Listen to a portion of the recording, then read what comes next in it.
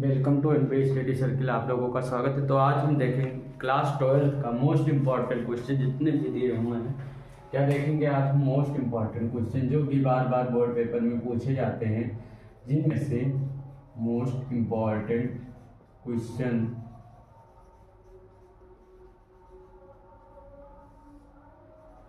इसका दिया हुआ है। काफी बार पूछा जाता है आव्यूह विधि से समीकरण निकाय को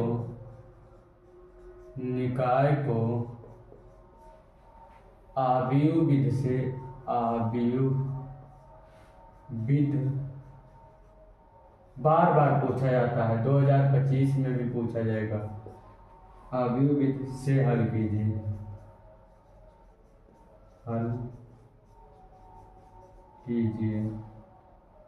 इसका क्वेश्चन दिया हुआ 3x - 2y + 3z बराबर 8। उसके बाद दिया हुआ 2x + y - z बराबर 1 दिया हुआ है। 4x - 3y + 2z बराबर 4 दिया हुआ। ये तीनों क्वेश्चन दिया हुआ, इसको हमें क्या करना है, आव्यूह विधि से सॉल्व करना है। तो चलिए देखते हैं, इसका सॉल्यूशन देखते हैं। काफी अच्छा क्वेश्चन है, बार बार रिपीटिंग क्वेश्चन है, बार बार पूछा जाता है। इसके बिना पेपर नहीं बनता है क्लास 12 का। तो चलिए देखते हैं। इसमें सबसे पहले हम x बराबर XYZ इसी वैल्यू को निकालना होता है, आव्यूह विधि से XYZ का मान। और उसके बाद हो जाता है b बराबर, जो ये तुम्हारा कांस्टेंट वैल्यू होता है, ये 8 1 4। और a बराबर ये पहले वाले 3 का गुणांक, ये डिटरमिनेंट बन जाता है -2 3 2 1 -1। ध्यान देना, ये x का गुणांक 4, ये -3, ये 2, ये। अब हम क्या करते हैं, अगले स्टेप में क्या निकालते हैं, हम डिटरमिनेंट a निकालते हैं, मॉड ऑफ a निकालते हैं। अगले स्टेप में हम क्या निकालते हैं, मॉड ऑफ a। और इसका जो फार्मूला होता है x बराबर a इनवर्स b। तो हमें किसकी जरूरत होगी, ये फार्मूला a इनवर्स b। हमें x बराबर a इनवर्स b इसी पे रखेंगे तो a इनवर्स की आवश्यकता होगी, और b की तो b पता है। तो a इनवर्स निकालने के लिए हम सबसे पहले क्या निकालेंगे, डिटरमिनेंट a, क्योंकि फार्मूला पता होगा। a इनवर्स बराबर क्या होता है, 1 एडजॉइंट मॉड ऑफ a, 1 ये डिटरमिनेंट ये मॉड ऑफ a या एडजॉइंट a तो होता है। तो सबसे पहले हम क्या निकालेंगे, ये निकालेंगे, फिर एडजॉइंट a निकालेंगे। तो चलिए डिटरमिनेंट निकालते हैं इसका। तो इसका मॉड ये जब निकालेंगे तो यहाँ पर ये 3 आएगा, ये लाइन जाएगी, ये लाइन जाएगी, ये 2 1 जा 2, और ये कितना होगा, 3 1 जा 3 -3 हो जाएगा। ये तो होगा, ये प्लस और एक माइनस होता है। अब यहाँ पर -1 की पावर r + c यही तो होता है। तो यहाँ पर -1 की पावर अगर सम संख्या है तो पॉजिटिव, और अगर विषम संख्या है तो क्या होगा, निगेटिव होगा, विषम।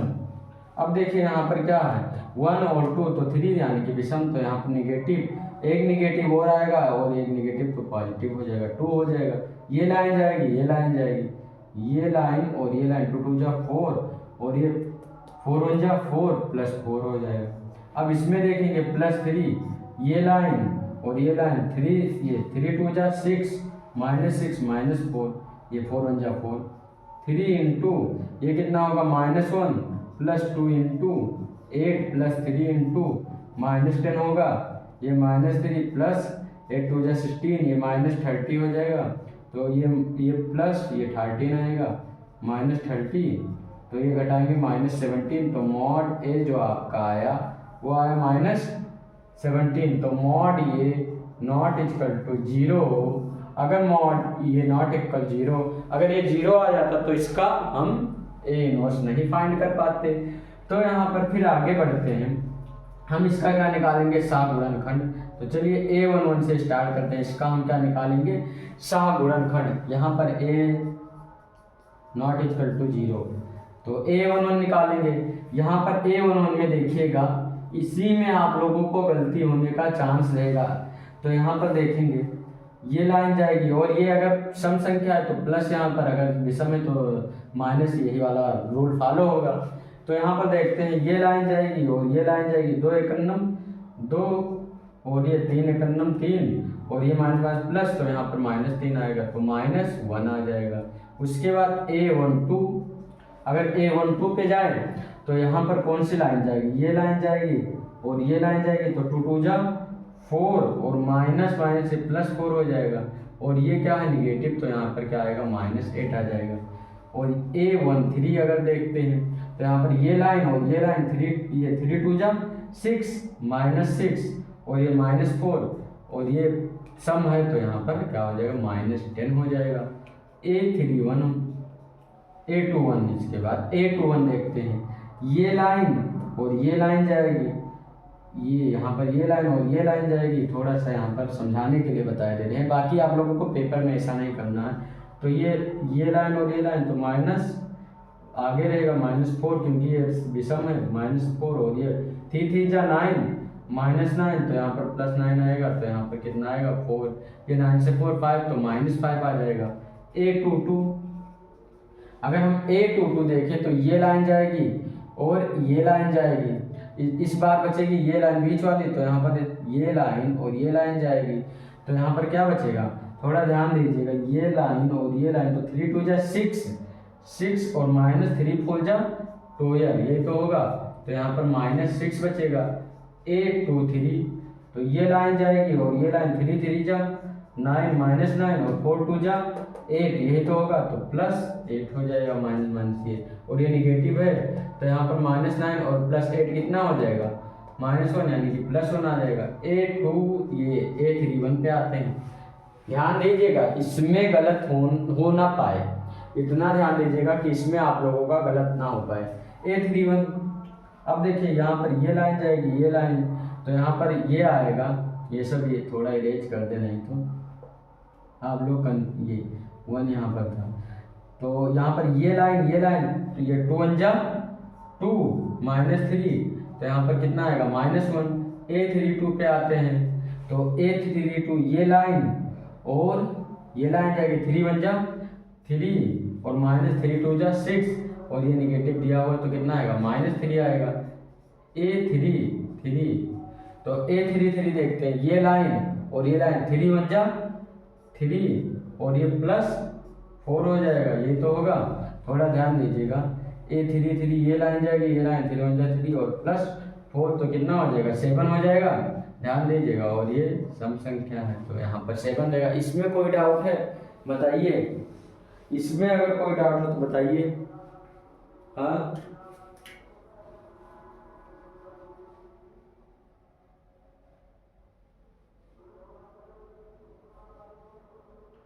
यहाँ पे जो है ये -3 आना चाहिए। A32 एक बार और देख लें दोबारा, ये लाइन और ये लाइन तो ये -3 1 जा 3, ये देखिएगा ये लाइन तो कुछ गलत तो नहीं लिखा है। A32 ये लाइन और ये लाइन यहाँ पर ये 9 आना चाहिए।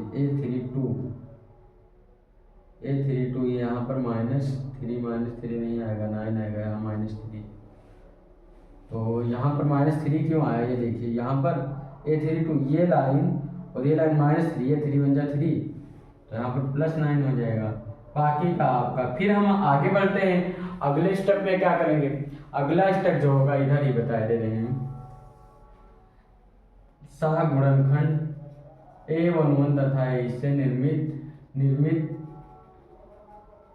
सहगुणनखंड यानी कि इससे निर्मित एडजॉइंट ए बराबर, इसी वैल्यू को सबको लिखेंगे -1 -8 इसके प्लेस पे -10 -5 -6 1 -1 बस क्वेश्चन लग गया, -1 9 ये यहाँ पर -8 देखते चलिए, -1 -8 -10 -5 जल्दबाजी मत करिए, -6 1 ये यहाँ पर -1 9 होगा, 9 और 7 जल्दबाजी करोगे। इसका क्या होता है ट्रांसपोज परिवर्ताव्यू, तो इसका परिवर्ताव्यू ये रो वाइज है तो ये क्या हो जाएगा कॉलम वाइज हो जाएगा, ये ध्यान देना यहाँ ट्रांसपोज होगा।